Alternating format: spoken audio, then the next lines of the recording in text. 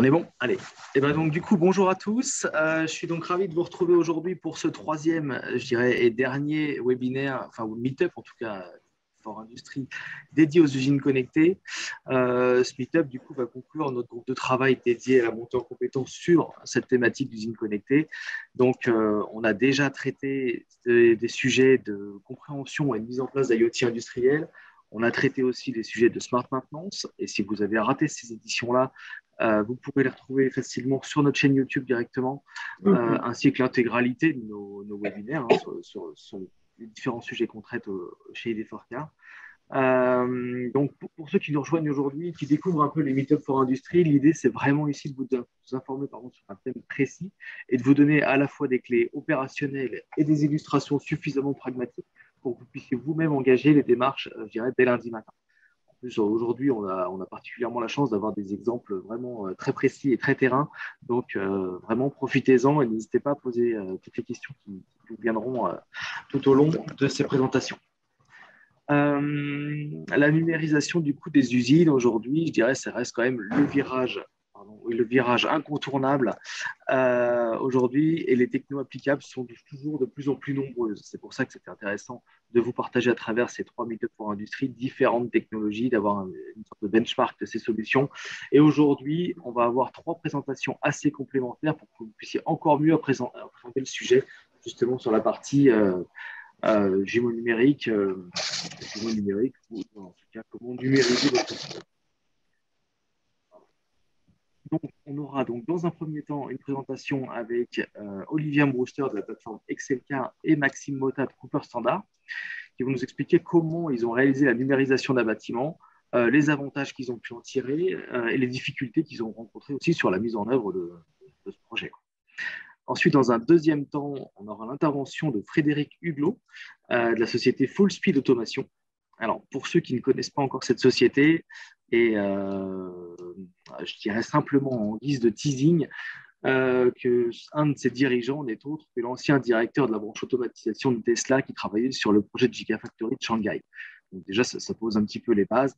Et en fait, là, ce qu'ils vont nous proposer, c'est la plateforme de jumeaux numériques leur plateforme, en tout cas de jumeaux numériques, permet de programmer les machines de production existantes ou à venir sans avoir à manipuler de code informatique. C'est aujourd'hui une compétence importante, mais que tout le monde n'a pas. Et enfin, je dirais pour conclure cette matinée et pour boucler la boucle sur l'intégralité de ce sujet d'usine connectée, on aura donc l'intervention d'Arnaud Bassler du groupe Renault qui nous présentera, lui, l'aboutissement du travail sur le Digital Twin et les moyens mis en œuvre sur le site à minima du Mans et les difficultés qu'ils ont rencontrées et les avantages qui génèrent de toute cette mise en œuvre. Donc voilà, avec ces trois acteurs, je pense que du coup, on aura bouclé la boucle et que vous soyez entre guillemets primo-accédant ou expérimenté, je vous trouverai à mon avis dans tous les cas des pistes de travail pour mener à bien des projets futurs.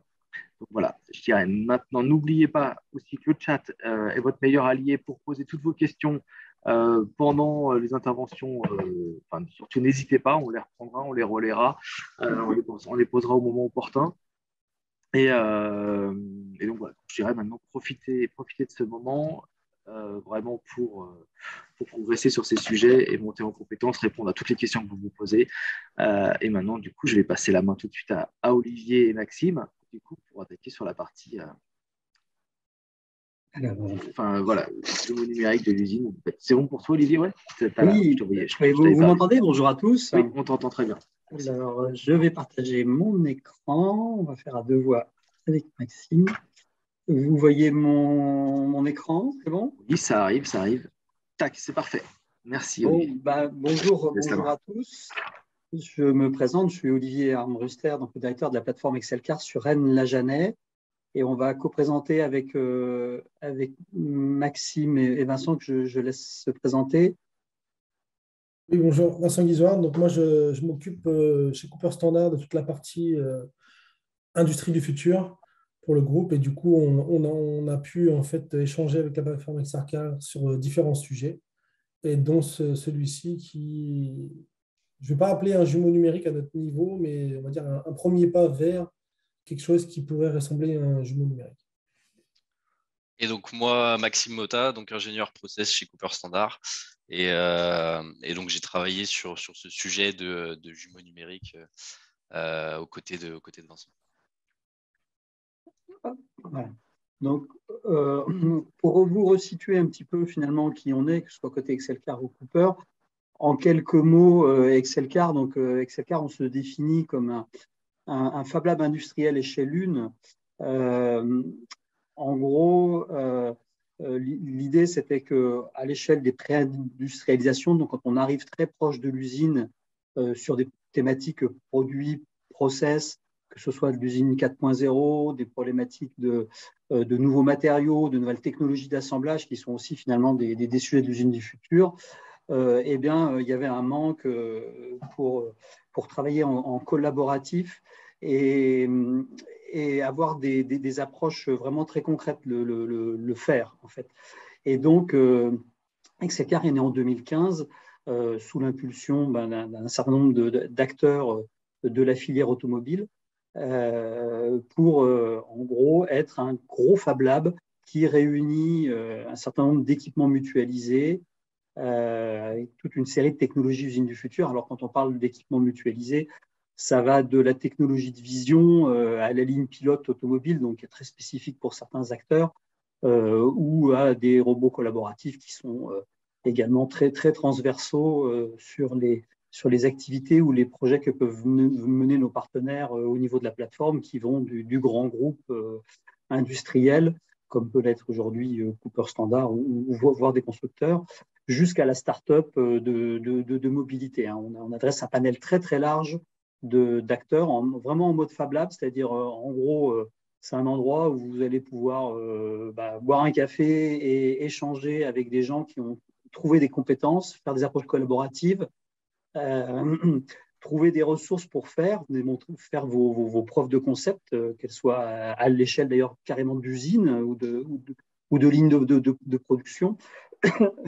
Voir un peu ce que font les autres et s'inspirer. Et puis, c'est un lieu qu'on a voulu très adapté aussi aux petites entreprises, aux PME, comme je disais, des startups ou des PME du manufacturing, pour justement tester, s'approprier et pouvoir engager toutes les transitions dont on parle aujourd'hui, qu'elles soient technologiques, voire écologiques. Et on est basé à Rennes-la-Janet. Voilà, je ne vais pas aller plus loin dans la présentation d'Excelcar. Vous pouvez aller sur notre site internet, vous verrez, on a un petit espace, 2800-3000 m² avec pas mal de matos à disposition. Ça jusqu'à la mécatronique. Dans ce cadre, pardon, et Olivier, je vais reprendre la suite rapidement pour introduire Cooper. Donc, dans ce cadre, nous, on travaille sur la plateforme activement. On a plusieurs mètres carrés sur lesquels on a, comme tu disais, des robots collaboratifs, des robots industriels. Et on a testé plusieurs technos, type des HoloLens et notamment la technologie de scan pour pouvoir attaquer le jumeau numérique. Donc Cooper, juste pour resituer qui on est équipementier automobile de rang 1, on est présent dans 21 pays dans le monde. Donc on livre tous les fabricants de voitures. On a principalement 3 business. On va avoir tout ce qui est partie étanchéité voiture, tout ce qui est autour des joints autour des fenêtres, des portes et des ouvrants. On va avoir toute la partie fuel and brake, c'est tout ce qui est transfert de liquide entre l'avant et l'arrière du véhicule, mais généralement pour les parties en fait, freinage. Et on a toute la partie aussi transfert de fluide à l'avant dans le compartiment moteur. Donc, il faut savoir que Cooper Standard, les usines sont structurées par business unit et on va avoir des centres de compétences qui sont au-dessus de ces business units, qui vont avoir en fait un peu la connaissance métier de chaque business dans le détail. Pour attaquer sur le jumeau numérique ou sur la matérialisation 3D de nos usines, l'objet de départ, c'était vraiment de se dire comment on peut faire pour partager en fait toutes nos technos d'usine à usine, comment on peut faire pour partager le savoir d'usine à usine, comment on peut faire pour simplifier la vie des centres de compétences pour avoir une vision complète de l'ensemble des usines sans avoir à se déplacer dans une trentaine d'usines pour avoir cette vision. Et donc, on a cherché depuis quelques années à pouvoir construire cette image, ce jumeau numérique, ou pas forcément un jumeau, mais cette vision numérique globale de nos usines. Nous, on n'a pas comme ambition d'aller dans un jumeau numérique pur qui va être de mimiquer le réel et de pouvoir interagir via des plateformes numériques avec le réel. Là, on est plus dans l'idée d'avoir un snapshot de nos usines updatées avec plusieurs releases dans l'année qui vont nous permettre d'avoir une vision assez pragmatique de nos usines en dimension, en layout, en organisation, et pour pouvoir en fait, et aussi en équipement, et pour pouvoir faire des analyses d'optimisation et de montée en compétences des usines, de partager des best practices d'usine à usine, tout en minimisant, on l'a vu notamment dans la période Covid, tout en minimisant la nécessité de se déplacer et d'aller en Chine, d'aller aux États-Unis ou en Europe pour pouvoir aller échanger et connaître mieux nos usines. Donc, c'est juste pour situer un peu qui on est et le pourquoi de cette démarche. Et juste, je voulais vraiment mettre l'accent sur, on n'est pas, nous, dans une volonté de jumeau numérique strict, d'avoir une data 3D de nos usines et de pouvoir interagir et de voir en temps réel dans notre jumeau numérique comment se comporte la production. On est plus dans une vision partagée, updatée, qui nous permette d'avoir une visite virtuelle et de capter un maximum d'informations. Donc, je vais laisser la main à Maxime qui travaille activement sur le sujet pour vous présenter un peu la démarche et les différentes avancées chez nous à ce sujet. Pour compléter, Vincent, ce que tu disais, oui, nous, on essaye de répondre avec ce sujet à différentes problématiques. Et la problématique qu'on a mis en avant tout au début, c'est la problématique des déplacements. Comme l'a dit Vincent, ce projet, il a émergé avant la période Covid, mais du coup, pendant la période Covid, on a vu que c'était nécessaire, que c'était quelque chose qui allait être très utile dans l'avenir. Donc, réduire les coûts de déplacement en numérisant nos différentes usines pour que les personnes n'aient pas à se déplacer tout simplement sur site pour voir les différentes machines, les process, etc. La problématique du 5S et de l'analyse de la sécurité des usines aussi, qui peut être plus simplement faite avec ces scans. Au lieu de se déplacer sur le terrain, on a accès directement à ces différentes données. On peut aussi comparer les process entre différentes usines parce que dans toutes les usines, on fabrique quelquefois les mêmes pièces, mais pas de la même façon. Donc, pour en tirer le meilleur de la fabrication des pièces, on peut comparer très rapidement les différentes machines, comment sont organisés les process, les flux. L'implantation des machines pourrait être aussi prise en compte dans le scan 3D. On peut analyser plus simplement avec différentes vues tout notre flux de pièces. Contextualiser les informations aussi, puisque ces scans 3D peuvent nous servir de base de données en fait, pour différents documents. On peut très bien se dire, bah, voilà, on a une machine, on clique sur la machine. Directement, on peut avoir les données de la machine, on peut avoir des temps de cycle, on peut avoir des programmes lancés sur cette machine. Pourquoi pas dans l'avenir avoir aussi des plans mécaniques, électriques, pneumatiques des machines. Donc, ça peut servir vraiment de regroupement pour les bases de données. Et on a aussi trouvé une problématique qui peut être résolue avec ce système. Ça va être tous les projets en remote parce que on a pas mal quand même de projets où des personnes qui ne travaillent pas dans l'usine travaillent sur ce projet. Et donc, pour se contextualiser en fait la machine et l'environnement de travail, les photos, on fonctionne avec des photos aujourd'hui, c'est bien, mais on a vu que c'était vraiment beaucoup plus pratique d'avoir vraiment la modélisation entière de la zone de travail. Donc voilà à quelle problématique peut répondre le jumeau numérique tel qu'on l'entend nous. Olivier, tu vas pouvoir passer à la prochaine slide.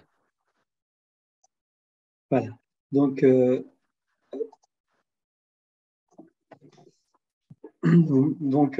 effectivement, quand on expose tout ce que vient d'exposer Maxime, tout de suite, la question qui se pose, c'est quoi le bon démonstrateur? Comment je choisis là où les bonnes technologies, comment j'assemble les bonnes briques technologiques pour répondre à tous ces besoins qui sont finalement très très larges et des besoins très concrets industriels.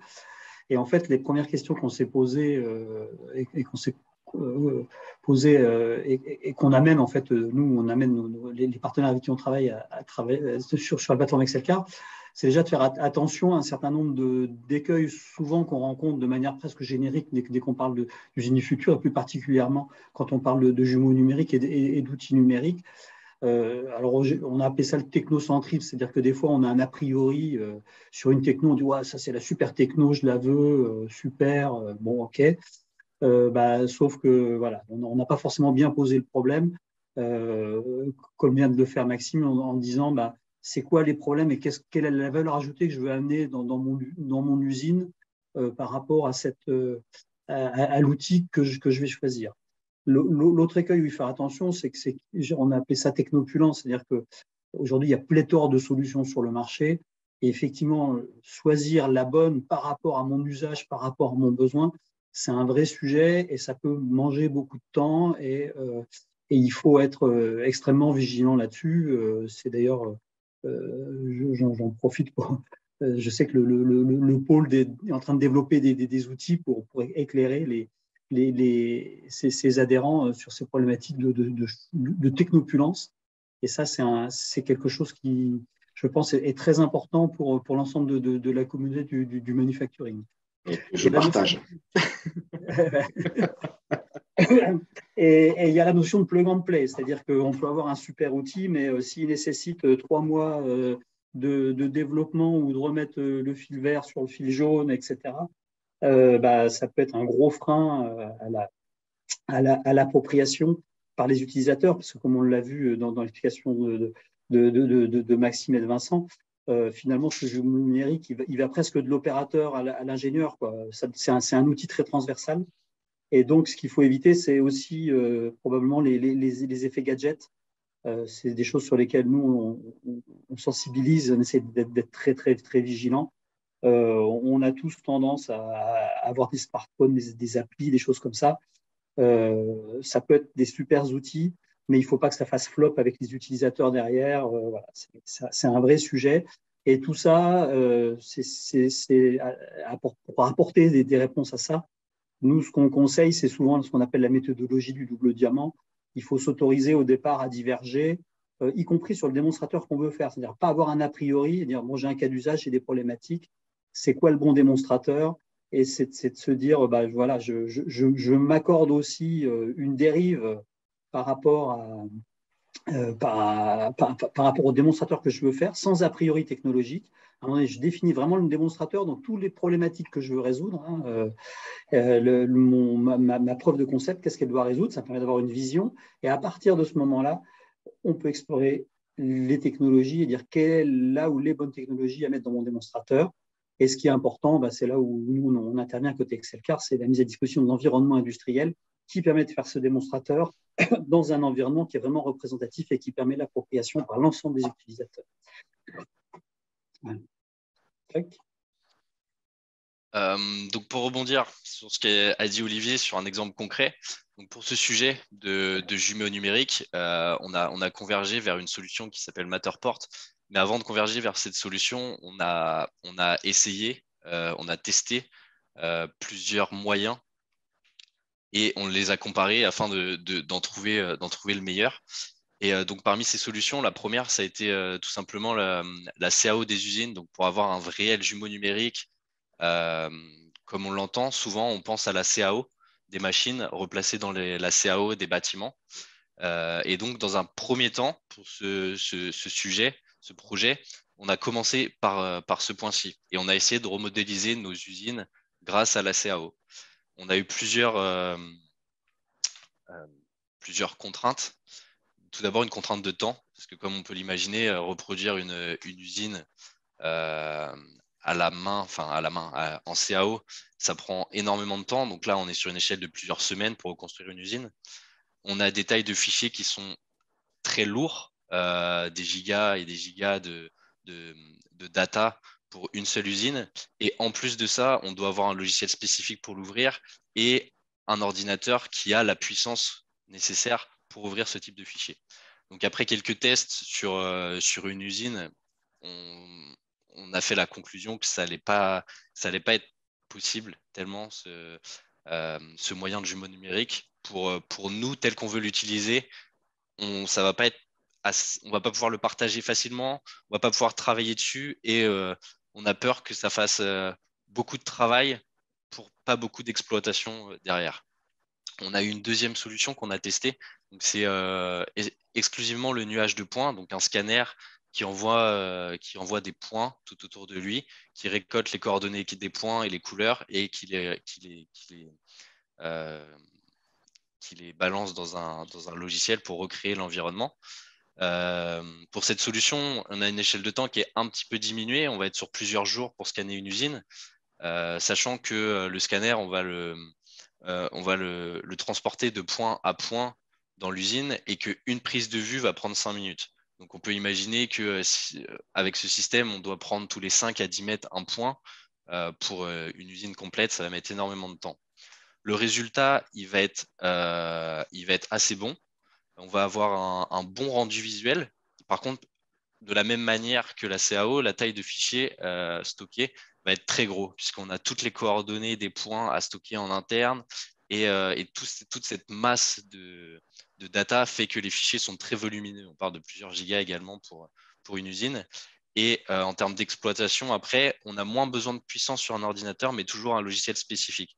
Donc, ça veut dire que, pareil, pour le partage de l'information, ça va être plus compliqué. Enfin, ça va pas être aussi simple que nous, on l'imagine et qu'on le souhaite, en fait.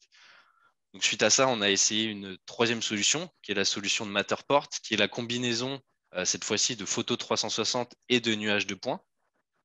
Donc, la prise de vue, cette fois-ci, dans l'usine, elle va être diminuée de 5 minutes pour le scan à 30 secondes ici pour le scan Matterport. Donc, 30 secondes pour un point. On diminue drastiquement le temps de construction de l'usine, en fait, de scan de l'usine. La taille, cette fois-ci, des fichiers va être aussi grande, mais elle va être pas perceptible de notre point de vue, puisque ça va être stocké sur un cloud, qui est le cloud de Matterport. Donc après, pour le stockage des fichiers, on n'a pas ce souci, on n'a pas à se soucier de l'emplacement, du réseau, qui aura accès. Tout est stocké sur la cloud, ça facilite grandement les échanges. Et pour l'exploitation, après, tout se fait sur un lien Internet. Donc, on n'a rien de stocké sur nos ordinateurs. Donc, le partage de l'information se fait plus rapidement. Donc, suite à ces 3 différentes tests qu'on a pu tester en collaboration avec Cellcar pour le matériel, on a pu en déduire que la solution qui nous intéressait et qui répondait au mieux à notre problématique aujourd'hui, c'était la solution Matterport. Si je peux me permettre, Maxime, de rajouter un commentaire. Si tu reviens juste le slide d'avant, Olivier, s'il te plaît. Aussi, ces différentes solutions ont des avantages et des inconvénients. Et ce n'est pas un choix général. On n'est pas en train de vous dire il vaut mieux aller vers là. Nous, c'est notre choix par rapport à notre problématique. L'avantage aussi des solutions du type Matterport qui sont en dehors un peu du monde de la CAO traditionnelle sur les logiciels de CAO traditionnels, c'est qu'on peut ajouter et contextualiser de l'information de manière un peu plus intuitive que en fait, de la solution CAO SolidWorks, pour citer SolidWorks. On peut rajouter du lien, on peut rajouter de l'image, on peut rajouter de la vidéo, qui n'est pas forcément permis dans les autres solutions, enfin, à notre connaissance. Donc, nous, on avait cette volonté d'avoir un scan rapide, simple, et une navigation rapide, simple, et également de pouvoir contextualiser de l'information au-dessus de ce scan. C'est pour ça, en fait, qu'on est parti, sur cette solution, en fait, de Matterport. Pour répondre, il y a une question qui vient d'arriver, je crois qu'il y a de la différence entre la solution 2 et la solution 3. Dans la solution 2, on est plus sur un scan, pour donner des ordres d'idées. Le prix du scan qu'on avait testé, on est dans des scans entre 50 000 et 70 000 euros le scan, avec une très bonne résolution et une colorimétrie des points du scan. Donc, ça donne un rendu, entre guillemets, réaliste. De loin, en fait, les points sont colorés et du coup, on a un tableau peint de l'usine.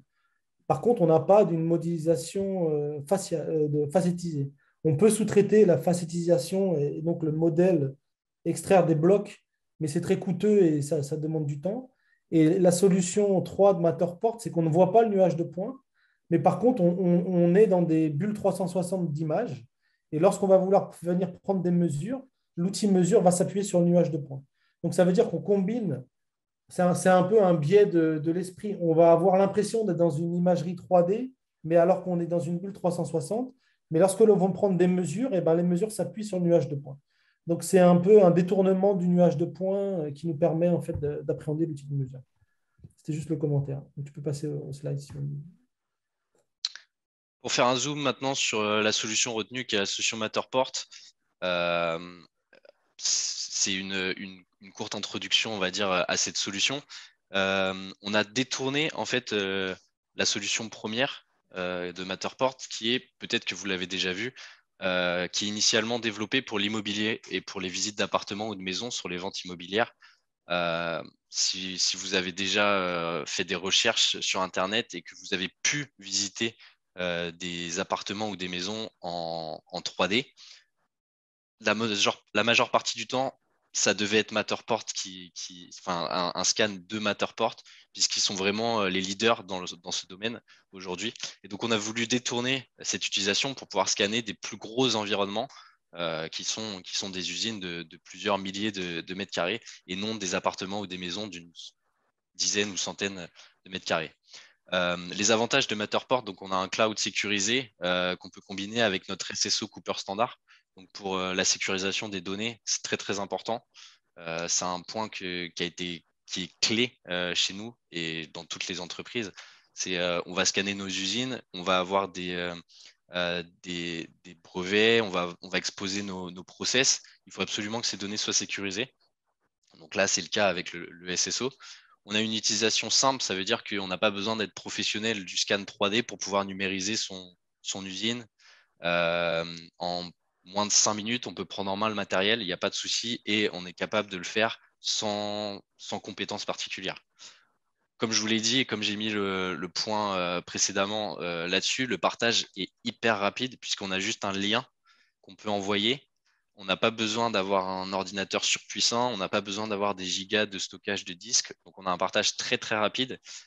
On a du matériel optimisé avec Matterport. On voit la caméra sur la slide. C'est une caméra qui est développée par eux. Donc, ils ont mis toutes les meilleures technologies pour répondre à leurs problématiques. Et donc, c'est pour ça aussi que ça va plus vite qu'un scan 3D. C'est-à-dire qu'avec avec cet appareil, en 30 secondes, on a pris un point. Alors qu'avec un scan traditionnel, il faut 5 minutes. Et on a une perpétuelle amélioration de la plateforme avec des bêtas et une exploitation des données qui est toujours en amélioration avec Matterport.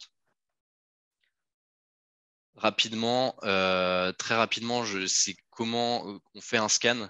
Là, la slide plutôt technique. Donc, on voit que pour le matériel, on a juste besoin de la caméra, d'un trépied où mettre la caméra. On a besoin d'un iPad comme support pour dialoguer avec la caméra. Et il faut évidemment un abonnement au cloud Matterport. L'image que vous voyez, c'est le scan du bâtiment Excel Car vu de l'iPad. Donc, on voit que tous les points de couleur, c'est un point où on est resté donc du coup 30 secondes. La caméra a pris son point, on s'est déplacé de 5 à 10 mètres et on a pris un deuxième point. Et donc, avec le système de nuage de points, en fait, la caméra peut réussir à combiner l'image précédente et l'image suivante et se repositionner et construire ainsi le bâtiment. Donc, le process, c'est avec l'iPad, on communique à la caméra, on lui dit de prendre un scan. Les données sont envoyées vers l'iPad. L'iPad traite les informations et une fois qu'on a scanné tout le bâtiment, on envoie toutes ces informations vers le cloud Matterport où là, va y avoir un process qui va être fait chez eux sur leur cloud qui va prendre plusieurs heures suivant la taille du bâtiment. Mais tout ça, c'est transparent à nos yeux puisque c'est chez eux et on n'a pas besoin de garder notre ordi allumé, de quoi que ce soit. Une fois que le process est réalisé et que notre scan est créé avec le lien, on reçoit un mail avec le lien et on peut accéder de par notre profil Matterport à ce scan. Donc, je crois que par la suite, Olivier a un lien voilà, qui va pouvoir vous partager. Olivier, tu as le micro. Active le son. Ce que je vous propose, c'est d'aller directement. Vous voyez, je suis sur Internet là. Vous voyez toujours mon écran? Ouais. Je suis sur Internet et je viens d'arriver donc je me suis connecté avec mon compte et je viens d'arriver sur le scan Matterport. Et là, je peux me promener. Et vous, là, vous êtes chez Excel Car, comme l'a expliqué Maxime. Donc, c'est du Google Street View, hein, mais sur mesure. Voilà, donc on va retrouver. Oups, excusez-moi, on va faire ça comme ça. Là, alors, je suis vraiment zoomé là.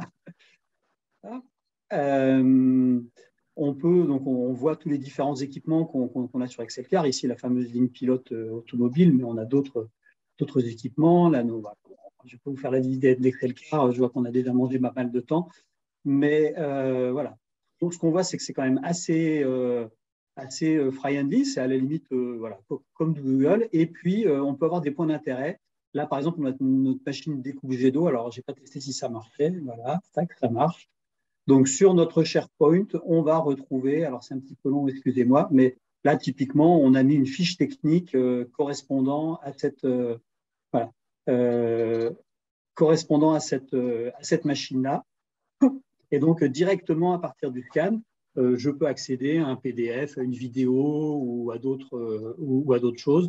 Et puis, comme expliquait Vincent tout à l'heure, si je veux vérifier là que, par exemple, je suis ici et j'ai un petit doute sur le fait qu'entre le bout de ma ligne pilote et ça passe, là, j'ai un truc, je me mets en mode mesure et je prends une mesure ici et je sais qu'entre la ligne pilote qui est ici, tac, voilà, et l'armoire, j'ai 3,38 m, c'est assez précis.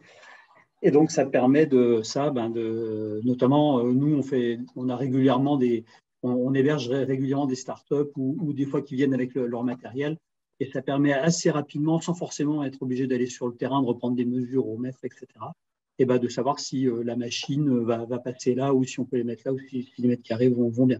C'est une utilisation Excelcar qui est tout petit bout en fait, par rapport à ce que fait aujourd'hui Cooper après avoir validé grâce à ce démonstrateur. Voilà. On a le CR35 qui est ici. Voilà. Je ne vais pas plus loin parce qu'on a déjà pas mal mangé de temps, mais vous voyez, c'est très, très simple. Et ça, ce scan-là, il a été fait par quelqu'un, Maxime et Thibault, qui est un jeune ingé qui est chez nous, qui n'avait jamais fait ça avant, et ça lui a pris une journée pour faire ce que vous voyez là, 2800 m², scanner les 2800 m², rajouter les liens sur les différents points d'intérêt, etc. Donc, c'est vraiment très concret, très, très pratique. C'est une bonne solution. Alors, je précise quand même que nous, on n'est pas vendeur Matterport, mais là, on a trouvé la solution effectivement très, très intéressante. Et pour le coup, est-ce que ça te permet, Olivier, excuse-moi, est-ce que ça te permet du coup de faire de l'importation, question en plus qui est tombée en parallèle, mais l'importation de modèles 3D ou de modèles d'équipement pour savoir Je vais répondre du coup à la question. Aujourd'hui, tel qu'est livrée la licence, c'est pas possible. Mais on sait que avec un système d'API, de SDK, de prestations d'entreprises externes, on sait que Matterport travaille beaucoup et très ouvert en fait, et c'est possible, mais pas en plug and play. Mais c'est possible. Aujourd'hui, en fait, il y a plusieurs choses qui sont possibles, mais comme disait Maxime, ce n'est pas natif. Mais par contre, Matterport a généré une passerelle de communication entre un système tiers et leur map 3D, on va appeler ça comme ça. Et du coup, en générant un bout de code, on peut le développer nous-mêmes, mais il faut maîtriser la programmation. Il y a plusieurs options qui sont possibles. On peut avoir dans les choses qu'on a vues, on peut avoir une sorte de radar chart qui représente la vision complète de l'usine et du coup on peut avoir notre position et puis on sait exactement où on est dans l'usine. On peut avoir la possibilité d'importer des CAO, mais c'est pareil, il y a un SDK à générer avec un petit bout de code pour pouvoir en fait importer la CAO.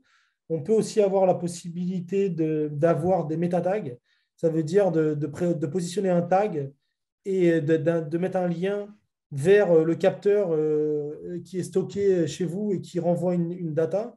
Donc ça, c'est des choses qu'on a vues réellement et qui marchent, mais que nous, on n'a pas encore déployé chez nous parce qu'on est déjà dans la première step, j'ai envie de dire, générer les scans, implanter l'architecture informatique chez nous, valider tous les termes et pour pouvoir après attaquer cette partie, en fait, une fois qu'on aura nos scans de SDK qui vont nous permettre de lier un petit peu avec d'autres sources qui sont chez nous, en fait. Ça répond aussi à la question de Pascal qui était de lier aux performances réelles de production.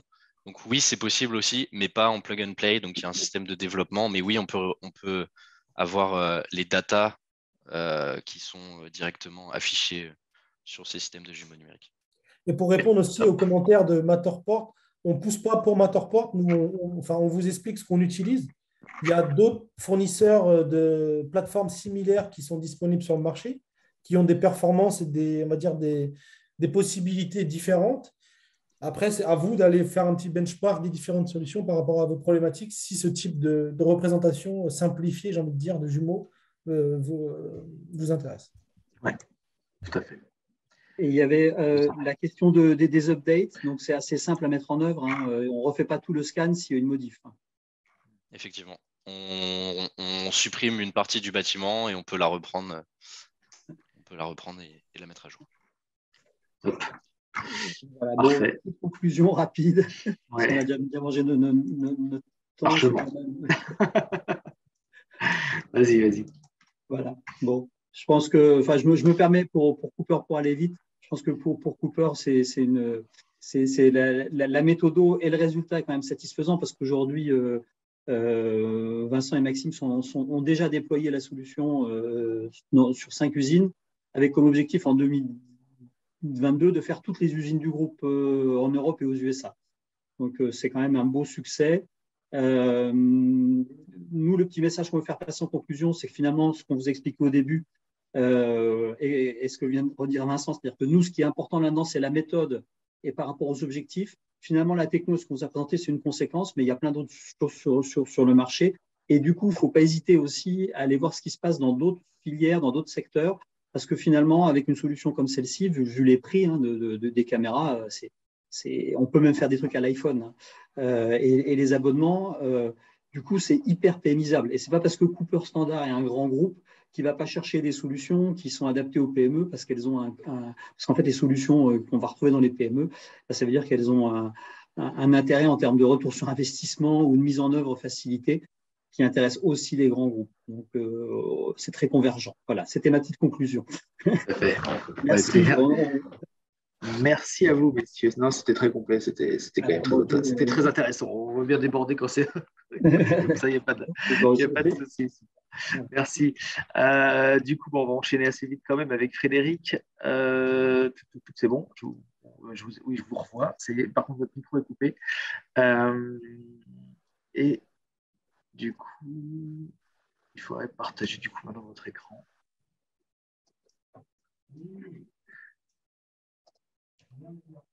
Alors, je ne sais pas si Frédéric, votre micro est coupé. Le mien aussi, non, le mien n'est pas coupé. Ouais, c'est bon.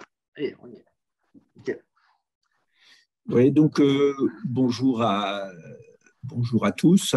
Oui, donc Frédéric Huglot, donc je suis responsable du développement de Full Speed Automation. Et comme le disait Antoine en introduction, effectivement, sous forme de teasing, Full Speed Automation a été… attendez, hop, il faut que je passe à la… Ouais, le temps que ça charge un petit peu, j'ai l'impression. Est-ce que ça passe ?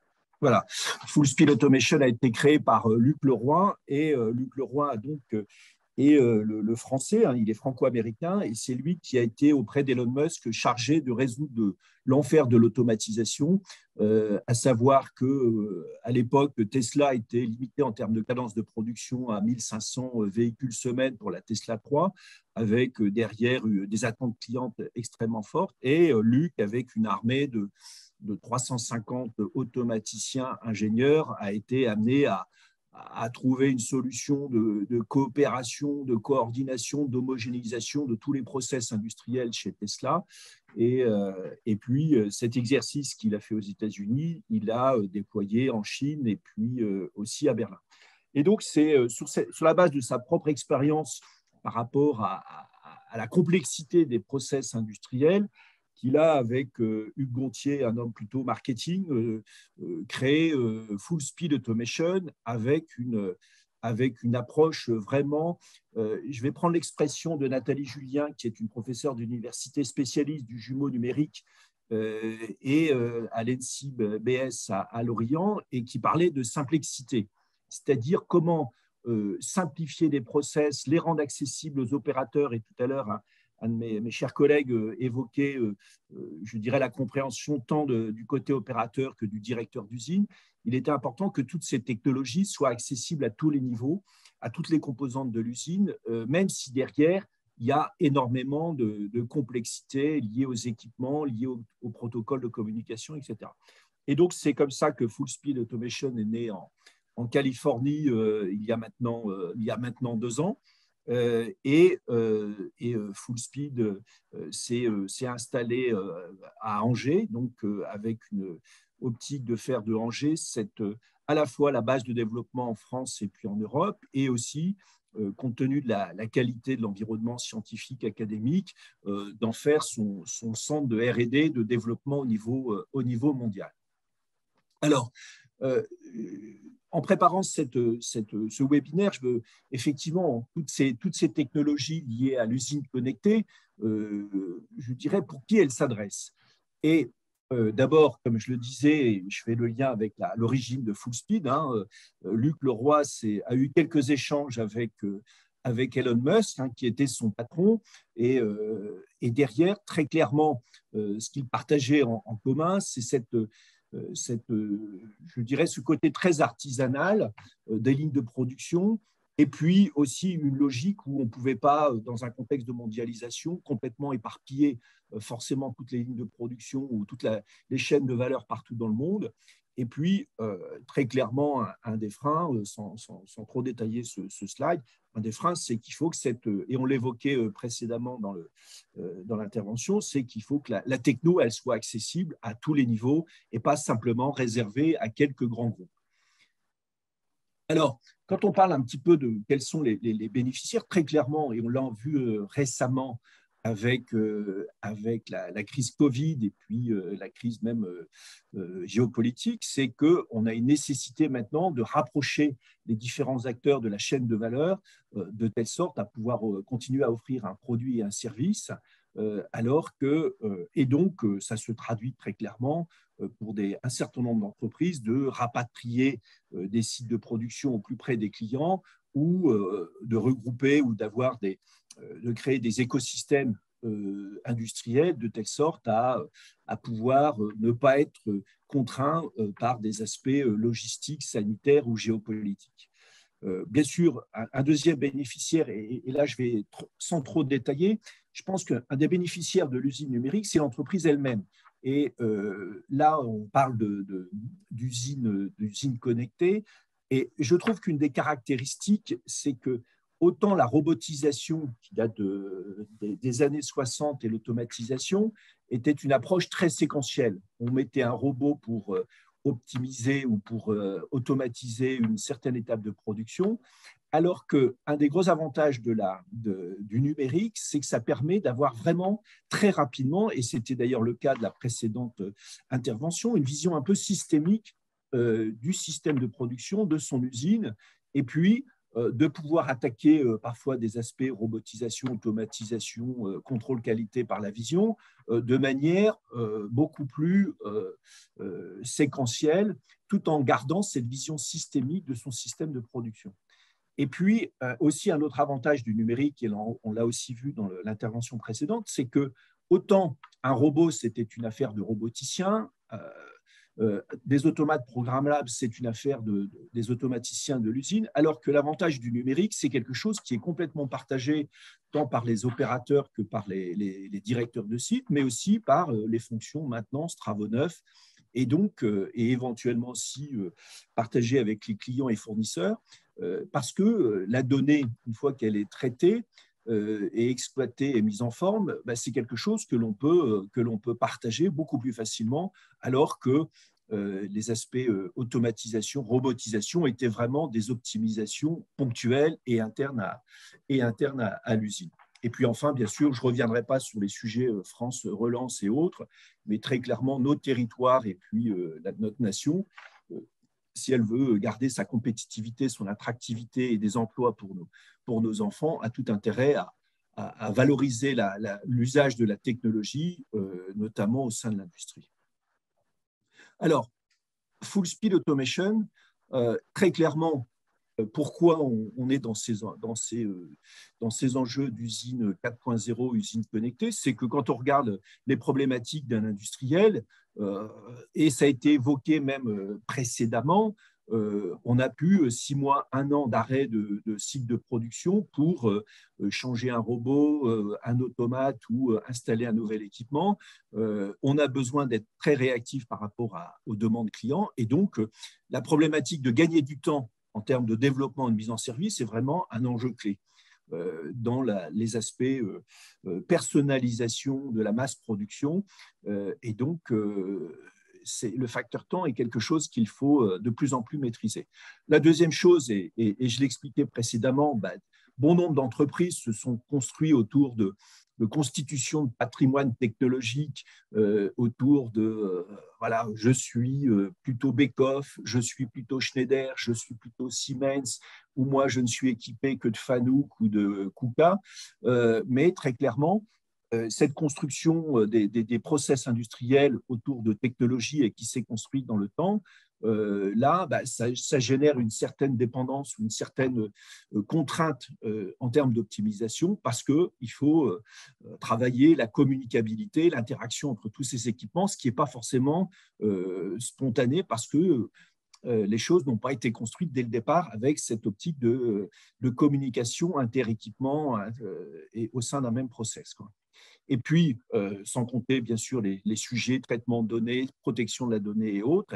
Et puis, évoqué aussi précédemment, il faut prendre en compte dans toute cette dimension d'usine connectée, la dimension humaine, à la fois en termes d'implication des collaborateurs et puis aussi de disponibilité des ressources capables d'opérer ces technologies et notamment dans le domaine de l'automatisme, il y a une très très grande pénurie d'automaticiens et donc les industriels doivent être même de trouver des solutions palliatives qui leur permettent d'utiliser le numérique de manière extrêmement simple sans être dépendants de la disponibilité d'une ressource humaine spécifique sur le sujet.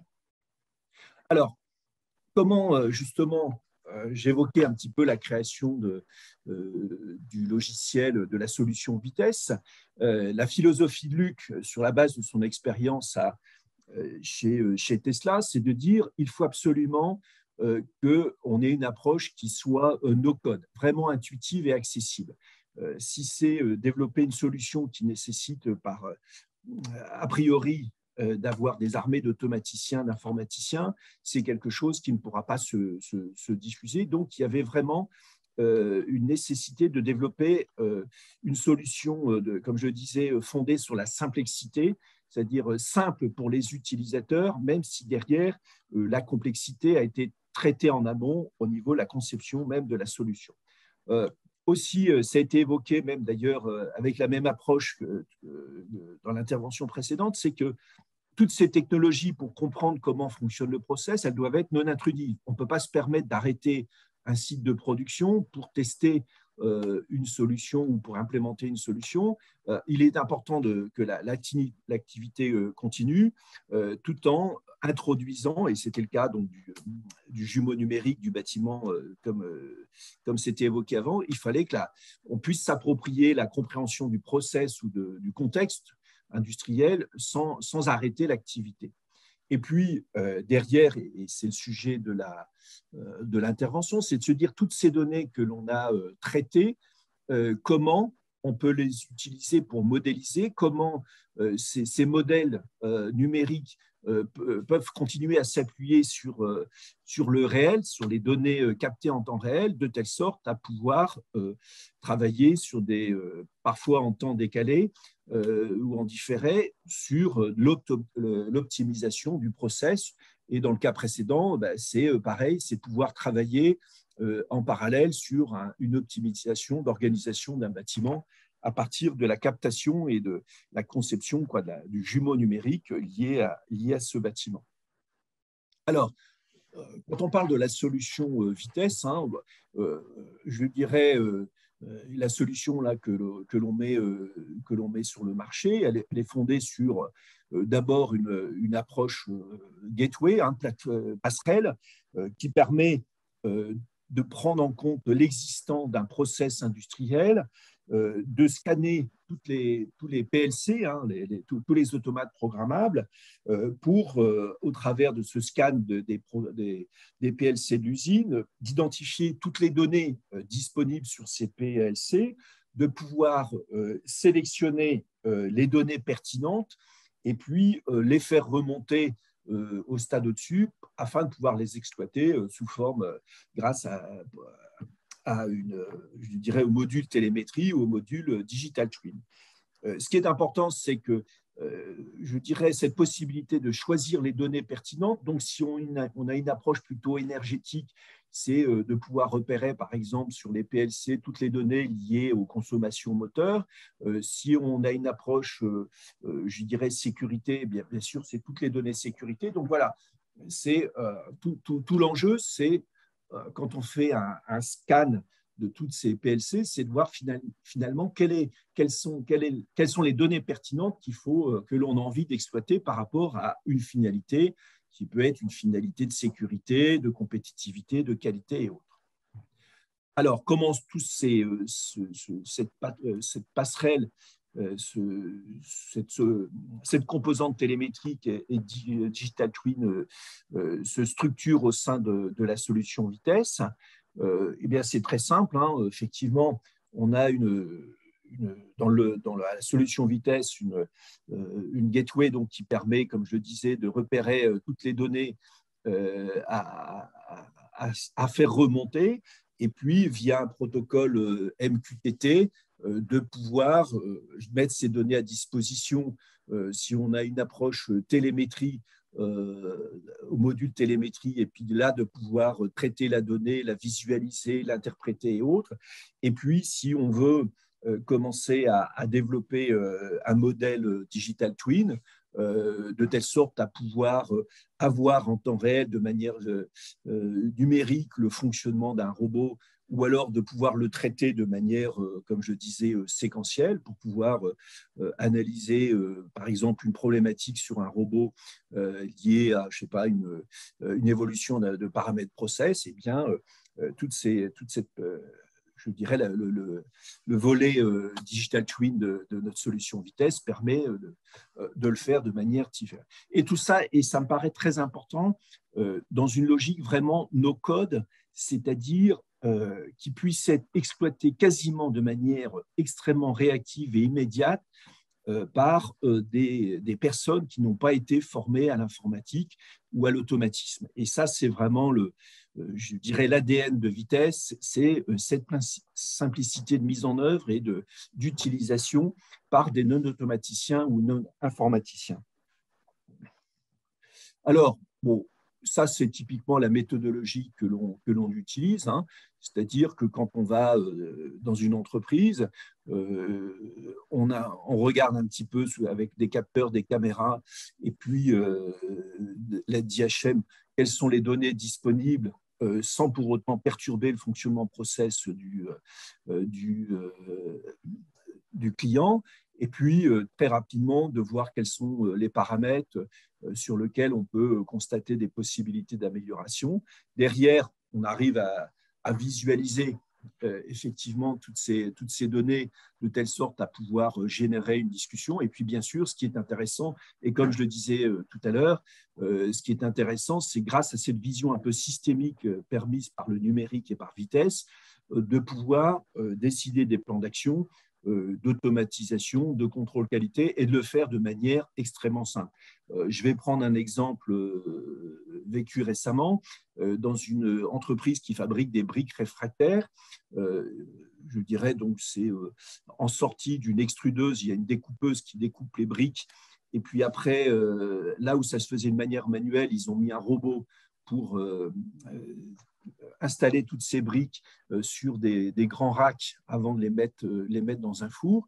Donc, ce robot peut tout à fait être équipé d'une caméra de vision, de telle sorte à n'insérer que dans les fours de séchage que les briques qui correspondent aux critères qualité requis. Et donc, cette approche un un peu systémique, permet d'abord d'avoir une vision globale du process, d'intégrer dans l'approche vitesse, je dirais, la mise en place d'un robot. Et puis, s'il faut rajouter, parce que ça a du sens, une composante contrôle qualité avec une caméra sur le bras du robot, et bien c'est quelque chose qui peut se faire de manière extrêmement simple sans remettre en cause l'ensemble du process industriel. Alors, je vais pas vous faire les 4 minutes des démonstrations de vitesse, mais je vais vous donner simplement un petit aperçu au travers de la vidéo. J'ai repéré un petit peu les séquences intéressantes. Alors, il n'y a pas le son, donc vous me permettrez de commenter. Ça, c'est une vidéo qu'on avait fait pour des constructeurs américains, donc vous m'excuserez, elle est en anglais, bon, qui présente bien sûr toute l'origine de vitesse et puis de son principe, avec, comme je le disais, des enjeux derrière cette mise en place de vitesse, à la fois de gagner du temps, à la fois au niveau de la mise en service, mais aussi dans l'adaptation du process. Et là, vous voyez donc Luc Leroy qui explique sur un banc de test que l'on a à Los Gatos, dans la Silicon Valley, le principe de vitesse et puis cette facilité d'utilisation, d'orchestration du processus de fabrication. Et pour information, nous sommes en train de développer à Angers le même type de banc, ce qui permettra à tous ceux qui nous écoutent, si vous voulez en savoir plus sur vitesse ou vous voulez avoir une démonstration de vitesse, de pouvoir avoir cette même démonstration et de pouvoir mieux comprendre la pertinence d'une solution vitesse par rapport à votre propre process. Effectivement, vous retrouvez dans cette vidéo un certain nombre de principes, de rapidité d'installation d'équipements, de traitement de la donnée, notamment par la télémétrie. Et puis, vous avez aussi, alors je vais aller un petit peu plus loin pour… Parce que du coup, on ne voit pas la vidéo défiler, nous, enfin, en tout cas, Frédéric. Ah, vous ne la voyez pas défiler? Non, du coup, j'ai eu un doute. Du coup, non, parce que moi, je la vois défiler. D'accord, ok, alors pas nous. Est-ce que vous la voyez? Là, est-ce que vous la voyez? Là, je ne vois pas ce que vous voyez. Là, moi, je vois écrit vidéo grand V vitesse. Mais on voit, bon, on voit pas alors, la vidéo. Je vais… Attendez. Excusez-moi, c'est parce que j'étais persuadé, moi, je l'ai sous les yeux. Avec Zoom, c'est peut-être particulier. Quand on fait un partage d'écran, il faut préciser partage de vidéo. Donc je pense d'accord, ok. Tu partages et que tu repartages, et en bas, il y a un petit icône, partager la vidéo. Ah oui, d'accord. Bon, je regarde ce que c'est partager la vidéo. Je suis vraiment désolé. Alors, non, pas de souci. J'avais un doute. Je me suis dit, ouais. Non, alors, ce que je vais faire pour pas perdre, je vais arrêter. Donc, simplement, pour nos auditeurs, il existe une vidéo qui présente de manière un peu dynamique toute la solution vitesse et qui présente cet aspect orchestration, cet aspect télémétrie. Et sur cette vidéo, et on a la même chose à Angers, la possibilité de voir un robot fonctionnant en réel, et puis à côté, la solution Digital Twin qui permet de voir comment Vitesse traite sous forme de modèle numérique le fonctionnement de ce robot. Tout ça, c'est ce qui existe dans la vidéo. Et ce que je vous invite à faire, pour ceux que ça intéresse, c'est de prendre contact avec moi. Et à ce moment-là, on pourra tout à fait organiser ou de visu ou par visio une démonstration dynamique du logiciel Vitesse.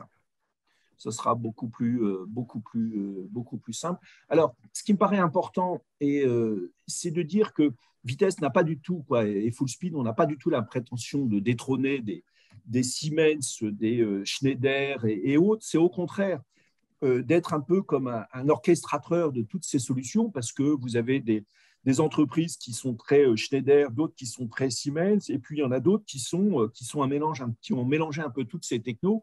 Et tout l'enjeu de Vitesse, c'est de prendre la réalité technologique telle qu'elle est, tant sur le plan des automates programmables que l'automatisme, que des robots et autres solutions de caméras ou de capteurs. Et donc, tout le travail qui a été fait dans Vitesse, ça a été d'avoir de très, très grandes bibliothèques qui intègrent les spécificités de tous ces équipements de telle sorte qu'on puisse après les instancier avec Vitesse de manière extrêmement rapide sans que ça soit pour l'utilisateur de Vitesse il ait la nécessité de rentrer dans les programmes des différents équipements pour les modifier si nécessaire. Et ce travail-là a été fait complètement en amont et donc entre guillemets, l'opérateur n'a plus qu'à jouer avec Vitesse ou à utiliser Vitesse par rapport à sa finalité. Et puis, dernier point que je voulais évoquer, et c'est même ma fonction parce que j'ai passé moi 20 ans dans l'industrie et notamment j'ai développé l'activité batterie lithium du groupe Bolloré, mais j'ai aussi dirigé un certain nombre d'écoles d'ingénieurs comme l'UTC, c'est de se dire sur des problématiques un peu d'usines connectées, c'est ce que l'on fait avec Full Speed Automation, c'est qu'on travaille avec un certain nombre d'acteurs technologiques et académiques sur ces problématiques, et notamment, par exemple, sur l'aspect jumeaux numériques. Vous avez en région Bretagne une école d'ingénieurs, l'NCBS, qui a vraiment une équipe vraiment très, très en pointe sur le jumeau numérique appliqué à l'industrie et avec qui nous travaillons. Voilà, donc un conseil aux industriels, c'est par rapport à des nouvelles problématiques, les établissements d'enseignement supérieur ou les centres techno, c'est le cas avec Excelcar, sont vraiment des ressources extrêmement précieuses pour vous approprier les technos tout en vous appuyant bien sûr sur des entreprises comme Full Speed. Voilà. J'ai terminé ma présentation, donc là, je mentionne simplement mon nom et pour ceux et celles d'entre vous qui voudraient pouvoir prolonger ce webinaire et puis de parler plus précisément de leurs problématiques, on est tout à fait à votre disposition. Eh bien, super, merci beaucoup Frédéric. Merci beaucoup. Je ne sais pas si je crois pas qu'on ait de questions particulières par rapport à ça. Non, parce que ça, c'est celle de l'avant. Donc, on est bon. Merci beaucoup. N'hésitez pas. Je vous rappelle, si vous voulez utiliser le chat pour poser vos questions tout au long des présentations, profitez-en. Mais je pense que du coup, c'est que c'était suffisamment clair et limpide pour tout le monde. Il n'y a pas de sujet là-dessus. Merci beaucoup, Frédéric. On passe du coup la main rapidement à Arnaud, qui est prêt. Donc, parfait. Oui, bonjour à tous. Je pense qu'effectivement, on a pris un peu de retard. Arnaud Bastère, je suis le chef de département système de production et transformation digitale de l'usine Renault du Mans, usine qui est spécialisée dans la production de composants châssis liaison au sol pour l'ensemble des usines Renault et Nissan en Europe. Donc, on a deux process principaux. Un premier process sur une filière fonderie, usinage, assemblage de trains avant, et une deuxième filière emboutissage soudure, cataphorèse, assemblage de trains arrière. Particularité du site du Mans, c'est le plus ancien site Renault en activité, puisque la première pierre a été posée en 1920. Et c'est important dans la démarche qu'on va évoquer, parce qu'évidemment, il y a un historique industriel, et pour autant, ça ne nous empêche pas de nous engager dans une démarche de transformation digitale. Le sujet digital twin est vraiment très large, donc je vais essayer de vous présenter de manière globale la manière dont on l'a appréhendé dans le groupe Renault, et ça va recouper un certain nombre de sujets qui ont déjà été présentés.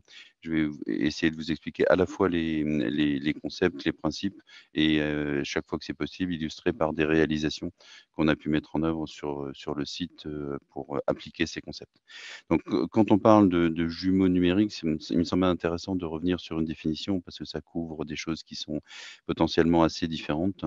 Donc, le jumeau numérique, c'est la représentation digitale exacte de la réalité physique. Donc, quand on dit exact, par rapport à une des questions qui a été posée tout à l'heure, on entend évidemment instantané, et donc représentation en temps réel. Représentation des objets, des moyens de production, des pièces, des emballages, des bâtiments, des opérateurs, caractérisés par des attributs. Les relations entre ces objets, le lien entre un moyen de production et des pièces, entre des emballages et les surfaces de stock dans les bâtiments dans lesquels ils sont stockés, etc. Et pour la dimension temps réel, les événements qui traduisent des changements d'état de ces équipements. Une machine est en fonctionnement, elle est en panne, à l'arrêt, en maintenance, un emballage est plein et vide, une surface de stock est plein et vide, etc. Donc ça couvre vraiment des choses qui sont assez différentes. Dans la manière dont on l'a mis en œuvre au sein du groupe Renault pour aboutir à cette cible ultime qui est le jumeau numérique, hein, on a mis en place un programme global qui s'appuie sur 3 étapes principales. La première étape, c'est l'acquisition des données. Donc, on réalise le captage de l'ensemble des informations, de nos moyens de production, de toutes les informations logistiques, de certaines informations d'infrastructure, des bâtiments, que ce soit les portes, les températures, les degrés d'hygrométrie. Donc, on a une démarche globale de captage des données. La deuxième étape, hein, c'est le traitement de ces données. Donc, ça passe forcément par une étape de nettoyage, hein, et de mise en forme des informations. Une étape fondamentale de modélisation. J'aurai l'occasion d'y revenir, mais c'est vraiment une étape essentielle. Et bien évidemment, la problématique de stockage de l'information. Donc, en ce qui nous concerne, nous avons fait le choix de stocker les informations dans le cloud de Google, GCP. Google Cloud Platform. Dans cette étape, hein, on enrichit également les informations qui ont été captées sur les moyens et les infrastructures avec les informations qui sont issues des systèmes d'information legacy. Et la troisième étape, c'est l'exploitation des données. C'est là où on a une représentation numérique qui, au stade ultime, est un jumeau et informations à partir desquelles on est en mesure d'effectuer des analyses, de la supervision ou du reporting, donc en temps réel ou en analyse de données froides, avec du croisement de données et dans certains cas, l'utilisation d'algorithmes de machine learning pour aider à l'interprétation des informations. Donc, si on regarde un petit peu dans le détail, hein, le contenu de ces 3 étapes, sur le captage, le principe, hein, est de récupérer des données issues de moyens avec des technologies, des historiques très différents et des moyens modernes. Et il y a des moyens qui sont en place depuis 10, 15, 20 ans dans certains cas, de les remonter avec un standard de communication unique dans le cloud et de les mettre à disposition des consommateurs de l'information pour répondre à leurs besoins, que ce soit des besoins de traçabilité, de connaissance des stocks, de mesures, de suivi de fabrication, de maintenance, etc. Le principe fondamental, c'est de connecter l'information une fois et de l'utiliser le plus de fois possible. Et c'est là que l'enjeu de l'avoir modélisé est essentiel parce que sinon on n'est pas capable de l'utiliser pour plusieurs finalités différentes. Donc concrètement, nous avons défini des standards en termes de protocoles de communication qui s'appuient essentiellement sur OPC-UA, de modélisation avec en respectant la norme UDC, d'agrégation des flux pour les remonter dans le cloud. Je ne rentre pas forcément dans le détail, ce n'est pas l'objet de la présentation. C'était simplement pour présenter la réflexion globale sur la standardisation du captage de ces données industrielles. Donc, on récupère par ce biais l'ensemble des informations issues de nos moyens et de nos infrastructures. Dans le process d'acquisition, il y a également tout ce qui est données logistiques. Donc, sur le Mans, on est une usine de fabrication de composants. Donc, notre problématique était plutôt du suivi de pièces. Mais dans d'autres usines de Renault, le même principe et le même standard a été mis en place pour faire du tracking véhicule à différents stades du process et de leur commercialisation. Donc, sur l'exemple qui est actuellement en cours sur le site du Mans, nous avons en haut à gauche de l'écran des emballages d'essieux, en l'occurrence des essieux pour notre client Renault à Maubeuge, sur lesquels sont apposés des tags RFID. Nous avons également installé dans nos surfaces de stockage des tags soit au sol pour vraiment localiser les travées, soit sur des poteaux pour localiser des zones. Et nous avons équipé nos engins avec des lecteurs RFID qui détectent à la fois les tags qui sont sur les emballages, sur les fourches de l'engin, mais également les tags qui permettent de se localiser dans les travées ou qui permettent d'exciter les tags à longue portée qui sont sur les poteaux dans les bâtiments pour se localiser en termes de zone globale. L'ensemble de ces informations sont remontées au travers d'un digital backbone dans le cloud et sont exploitées soit dans des applications. Vous avez une copie d'écran de notre application Full Track and Trace qui nous permet d'avoir un inventaire en temps réel des emballages sur l'ensemble de la boucle, sur le site du Mans, sur le site de Maubeuge, et en fonction du niveau de détail que l'on paramètre, sur différentes zones de stockage internes, en l'occurrence à l'usine du Mans. Et bien évidemment, on a également accès à toutes les données pour faire des analyses statistiques par la suite. Dans les captages de données, nous avons également travaillé sur la numérisation des ateliers. Donc, je vais vous présenter une petite vidéo. J'espère qu'elle sera visible. Croise les doigts. Tout à l'heure, elle marchait. Voilà. Ouais, donc, je croise les doigts. Qui ressemble à ce qui a été présenté sur Matterport. Je vais la commenter, hein. Il n'y a pas de son non plus.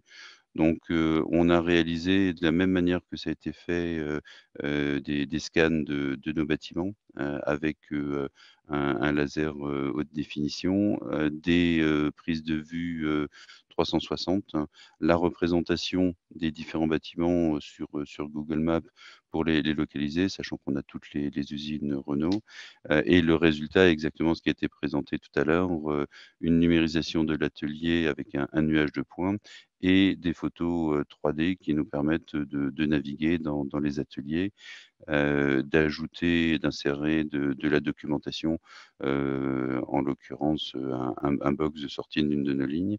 Et par rapport à une des questions qui a été posée tout à l'heure, nous faisons également l'insertion de numérisation de nouvelles lignes ou de nouveaux équipements sur les lignes, de manière à avoir les interférences.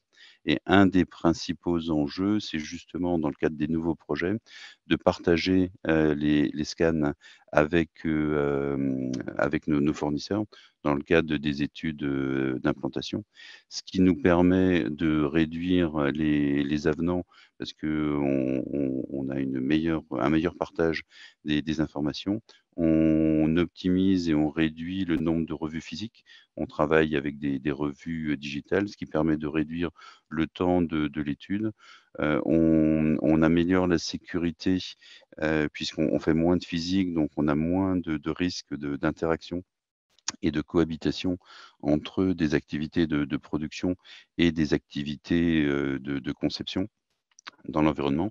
Et on est réellement en mesure de visualiser ce que sera l'implantation de la ligne dans son environnement, parce que les études sont souvent partielles et focalisées, ce qui est logique, sur le moyen qui change, mais la connaissance et la compréhension de l'intégration dans son environnement est essentielle pour identifier soit des conflits qui n'avaient pas forcément été vus avec des poteaux mal placés dans des bâtiments, de visualiser la circulation des personnes, des engins de manutention automatisés ou non autour de ces moyens de production.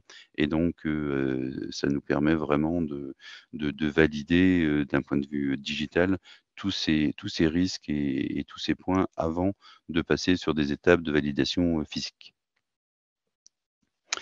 Donc voilà la dernière étape la dernière illustration de cette phase d'acquisition. La deuxième étape dont je disais qu'elle était fondamentale, c'est la création des référentiels.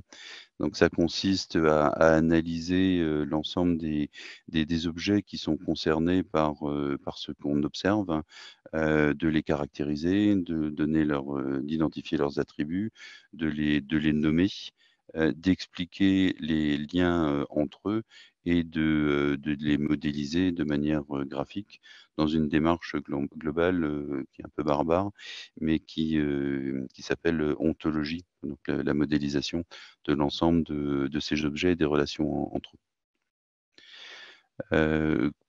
Je vais prendre l'exemple d'un process de soudure dont le résultat est l'essieu soudé que vous avez au centre de l'écran. C'est la pièce qu'on produit.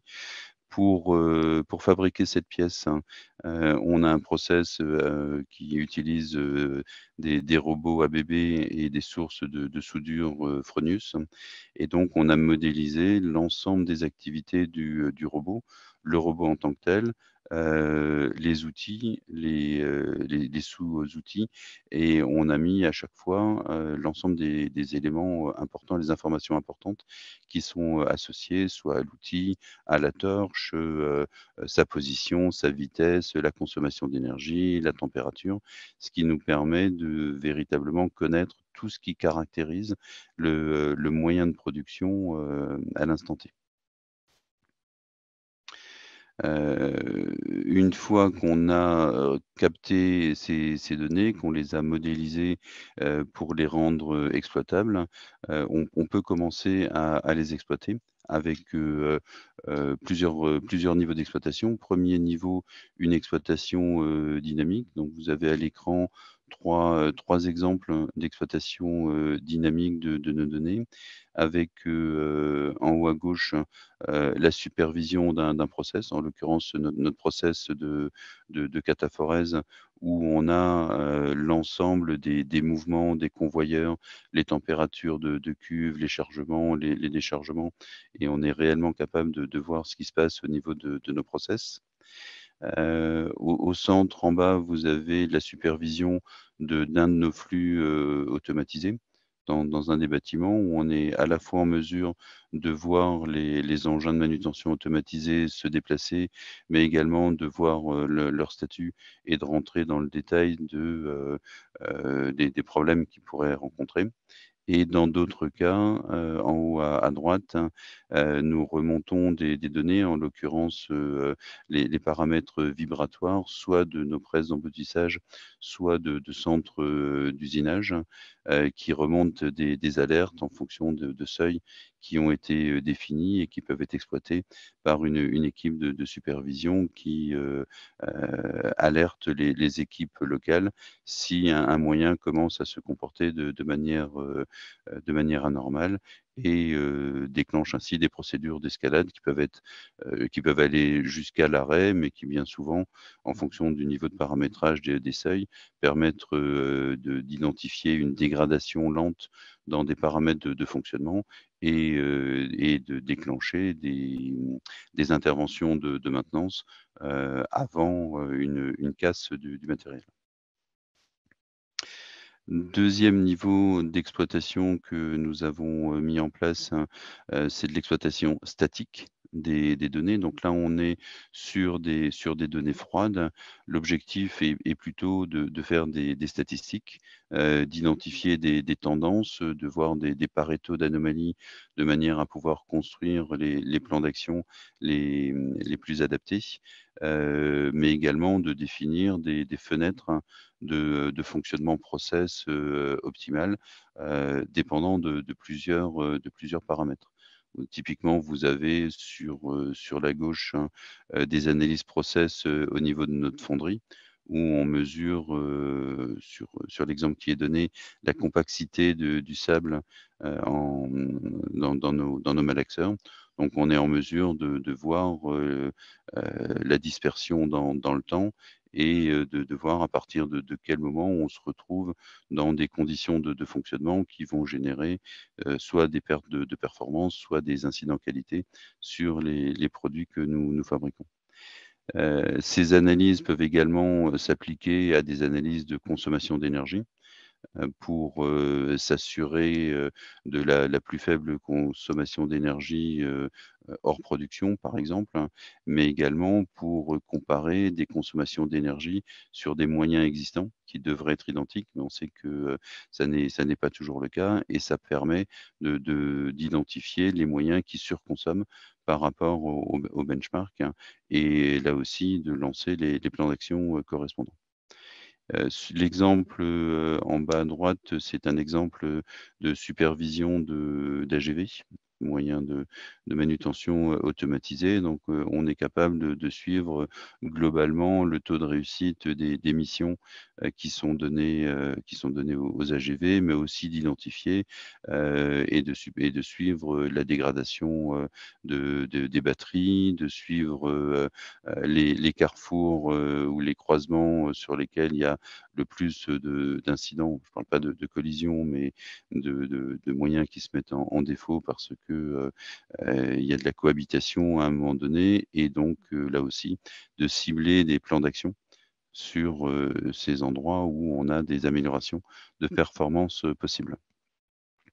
Donc toutes ces initiatives convergent vers la cible ultime que je vous présentais en introduction, qui est de créer des jumeaux numériques pour l'ensemble des objets que l'on peut trouver sur un site industriel et de les connecter entre eux. Donc là, vous avez sur une infographie plutôt d'une ligne d'assemblage véhicule une représentation d'un process, hein.